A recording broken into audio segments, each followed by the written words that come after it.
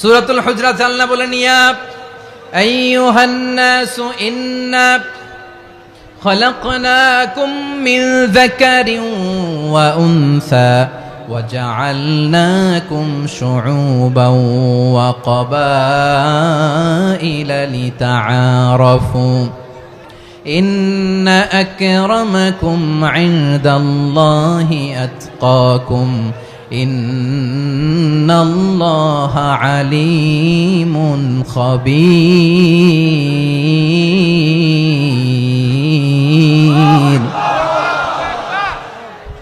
আল্লাহ বলেন, ইয়া আইয়ুহান নাস ইন্না খলাকনাকুম মিন যাকারিন ওয়া উনসা, ও দুনিয়ার মানুষেরা শোনো, তোমাদের সবাইকে সৃষ্টি করেছি এক পুরুষ এক নারী থেকে। আওয়াজ করে বলতে হবে, পুরুষটার নাম কি?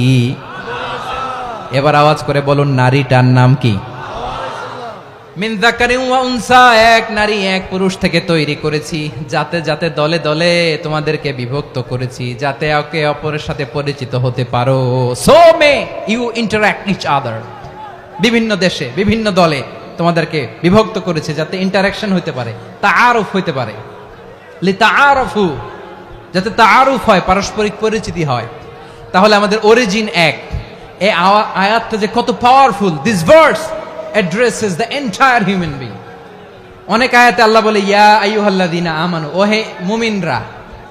অনেক আয়াতে আল্লাহ বলে, ওহে মুসল্লিরা, ওহে মুমিনরা, ওহে বিশ্বাসীরা। কিন্তু এখানে আল্লাহ মুমিন মুসল্লি আস্তিক নাস্তিক ভেদে সবাইকে একসাথে অ্যাড্রেস করেছেন। আল্লাহ বলেছেন, ইয়া আইয়ুহান নাস, ওহে মানব সকল।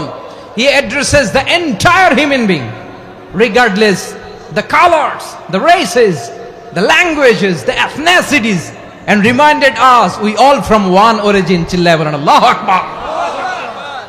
আল্লাহ বলেন, তোমাদের সবাইকে বানিয়েছি এক পিতা আদম, এক মাতা হাওয়া থেকে। দলে দলে গ্রামে গ্রামে ছড়িয়ে দিয়েছি যাতে করে তোমরা পরিচিত হতে পারো।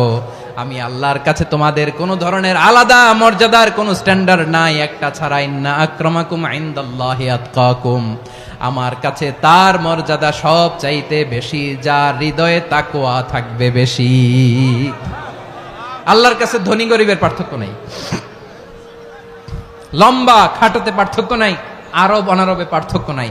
এই আয়াত নাজিল করে আল্লাহ তাআলা বিভেদের দেয়াল বা প্রাচীরকে ভেঙে গুড়িয়ে দিয়েছেন। সবাই সমান, আমরা সবাই সমান, কোনো পার্থক্য নাই। তাহলে আমরা এক উম্মাহ। আওয়াজ করে বলতে হবে, আমরা কি?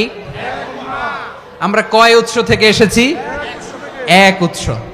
এবার আল্লাহ বললেন, শুধু চাই না, বিশ্বনবী আমাদের শিখিয়ে দিলেন, শুধু এক উম্মাহ না, শুধু এক উৎস না, তোমরা এক দেহ এক প্রাণ। আল্লাহু আকবার। এক দেহ এক প্রাণ বানানোর কথা না, বিশ্বনবীর কথা। বিশ্বনবী বলেন, মাসালুল মুমিনিনা ফি তাওয়াদ্দিহিম ওয়া তাআতুফিহিম ওয়া তারাহুমিহিম মাসালুল জাসাদ। মুমিনের ভালোবাসা, সম্প্রীতি, ঔদার্যতা, এটার দৃষ্টান্ত কি?